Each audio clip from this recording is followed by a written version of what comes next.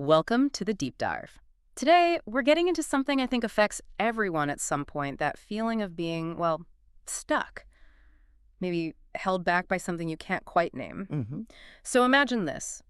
What if fear wasn't this fixed thing? What if it was something you could actually, unlearn? And what if underneath it all, you kind of knew that everything really is going to be okay? Yeah, that's exactly what we're digging into. This isn't just, feel-good talk.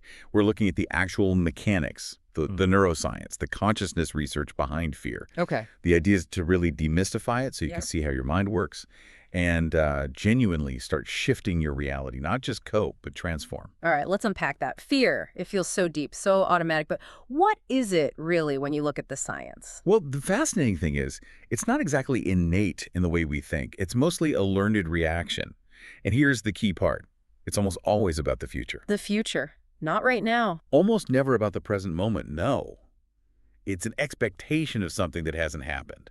You're not usually terrified while giving the presentation. Right, it's the week before the presentation. Exactly. It's the anticipation, the what if. That's where the fear lives. Okay, so it's mental, about what might be. But the feeling, the physical reaction, that's very real, isn't it? Oh, absolutely. And this is crucial. Your brain's number one job, keep you safe. Mm-hmm.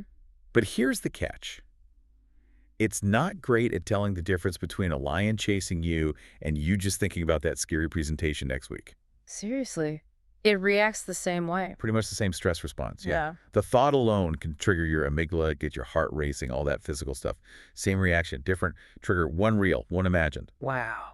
But, and this is so important, based on everything we know about neuroplasticity, what's learned can be unlearned, Mm-hmm. or maybe, more accurately, rewired. We can literally change those pathways. Okay, now this feels like where the real power is for anyone feeling stuck. If fear is learned, if we can rewire, how do we actually do that? How do we get unstuck from these nails in the head you mentioned? Right, those nails, they're the things holding us back, often without us even realizing. Yeah. And they tend to fall into maybe four main buckets. Okay, like what? You've got bad habits, obviously. Then there are unresolved things from the past, experiences that still echo. Third, these limiting rules or assumptions we have about life. Like, I could never do that, or I'm not the kind of person who... Precisely. And the fourth nail is fear itself, feeding back into the loop. And a huge part of this, especially with fear, is that it's often built on assumptions, not facts. Assumptions, meaning stuff we believe is true, but maybe isn't. Exactly. Things you believe without real evidence. And your brain, it actually treats these assumptions as solid truths. It then goes looking for evidence to confirm them. Confirmation bias. That's it. It creates this really strong cycle. So a question for you listening is, what stories are you telling yourself about things going wrong? Yeah. And are those stories built on solid ground, on facts? Or are they just old assumptions, maybe from way back? So it starts with questioning those stories. Okay, practically then, what does this mean for us right now? How do we take action? How do we pull out those nails? Well, think about it like this.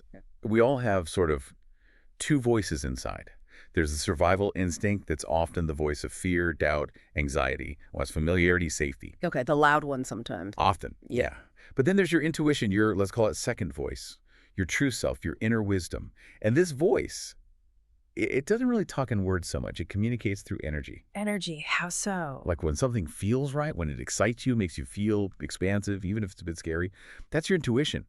That's the energy signal. It's about learning to listen for what gives you energy, not just what feels safest or avoids risk. That's a really interesting distinction. Follow the energy, not just passion or what seems logical. Yeah, energy is a great guide. And here's a key idea. Confidence comes from doing. Right. Not from waiting to feel confident first. Exactly. The secret to being resilient, or even fearless, isn't about never feeling fear. It's about acting anyway. And understanding this helps. That initial rush of fear is just a chemical reaction. It peaks and fades pretty quickly, maybe 90 seconds or so. 90 seconds, but it feels like it lasts forever sometimes. Because we keep it going. We re-trigger it with our thoughts. We replay the scary movie in our heads. The prolonged feeling isn't the initial emotion, it's our mind grabbing onto it and running with it. So we have a choice there. You absolutely do. You can choose to redirect that mental focus towards possibility, towards what if this goes right, instead of just what if it goes wrong. Look, your personality, who you think you are, it's basically a set of beliefs and beliefs. They can be changed. conscious effort, mentally rehearsing success, taking consistent steps, you can literally rewire your brain and body for a different reality. Wow. Okay, so this whole deep dive, it really hammers home that, maybe everything will be all right. Because that power to change, it's not out there somewhere. It's already inside you. Hmm. You're capable of breaking those limits, getting past the fear, achieving things you might not even think possible right now. Absolutely. Your success, your growth, it really can feel inevitable if you commit to understanding how this fear mechanism works and then crucially consistently move towards what gives you that positive energy. You Yeah. genuinely have what it takes. You do. So think about this. What's one small thing, one tiny step you can take this week? Maybe to challenge an old assumption, pull out one small nail, or just follow that feeling of energy, even if it's a little scary. Yeah. Just take that one step because you Mm. are so much stronger than you think. Your growth is right there, waiting for you. We really believe that. Thanks so much for joining us on this deep dive. Thanks, everyone.